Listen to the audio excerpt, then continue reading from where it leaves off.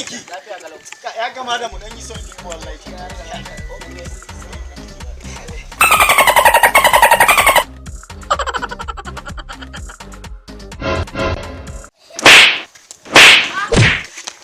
Da ni za ku safi da wannan wai.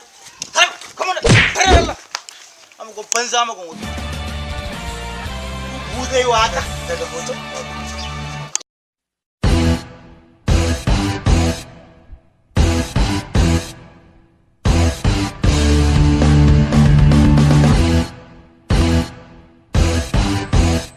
Malam ya haka dala tashi maka suna amma banza maka wani san da dare maka